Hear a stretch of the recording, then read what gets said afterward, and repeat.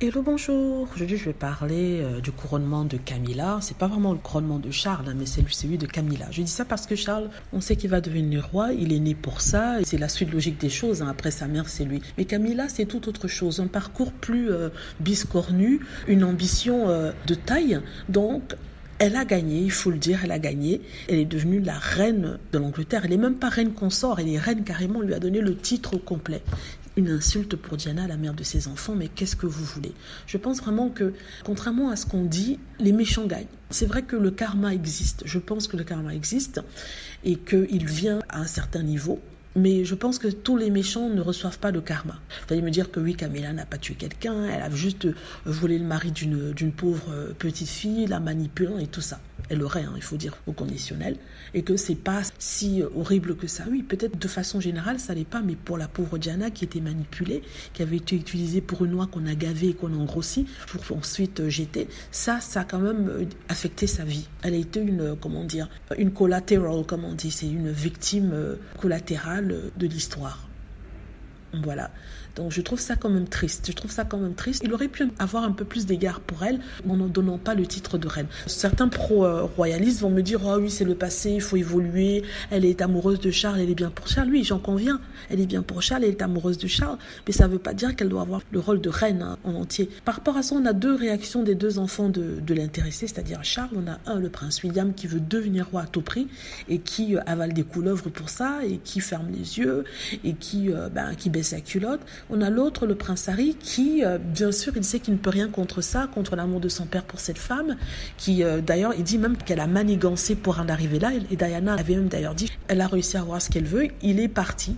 Il a décidé de quitter pour laisser la place, pas seulement à elle, mais à d'autres personnes qui manigançaient contre lui, pris sa famille, ses enfants pour sortir de cet environnement toxique, qui voulait l'utiliser comme homme à taper, mais qui ne voulait pas lui donner la reconnaissance dont il avait besoin. Donc il est parti. Je crois que c'est une façon plus noble de faire les choses. En même temps, vous me direz que le prince William ne peut pas faire autre chose. Il est bloqué dans cette situation-là, il a un tout autre rôle, une toute autre responsabilité, je suis tout à fait d'accord. Et que sa mère voulait qu'il soit roi et qu'il a dû sûrement passer des accords avec le roi Charles, je suis d'accord. Mais quand même, ça fait mal. Quand vous voyez qu'on intronise une femme qui représente en fait la maîtresse, c'est-à-dire une image controversée dans la relation, c'est-à-dire la maîtresse qui vient prendre la place de la femme. Donc vous allez me dire, on n'est plus dans les années 1800 et quelques où se joue la dichotomie entre la femme et la maîtresse, mais ce sont des faits de société, ce sont des faits passionnels qui existent encore. Une maîtresse qui vient prendre la place de la femme dans son foyer, ça existe toujours. Voilà, c'est tout ce que je voulais dire. Je ne suis pas émotive par rapport à ça parce que c'est pas ma vie, mais je trouve quand même que c'est dommage pour Diana. De toutes les personnes de la famille royale qui ont soi-disant sacrifié leur vie, parce qu'on dit que oui, les gens de la famille royale sacrifient leur vie, ils n'ont pas la vie qu'ils souhaitent avoir. Mais de toutes ces personnes-là, c'est de Diana dont j'ai eu le plus pitié. Au moment où elle arriva à échapper à cette famille, à ce rôle de princesse qui lui collait à la peau pour devenir ce qu'elle voulait, elle a perdu la vie, vous voyez. C'est triste, c'est terrible. Mais c'est comme ça, c'est la vie. Ça nous montre en fait qu'on a beau se battre à fond, souvent il y a le poids de l'histoire, il y a le poids du destin. C'était son destin. Voilà. Mais il ne faut pas arrêter de se battre, il faut toujours se battre. Je tenais à dire que ce n'est pas un plaidoyer contre Camilla et le prince Charles. Après tout, ce sont des êtres humains. Après tout, comme ils disent, ils étaient amoureux avant Diana.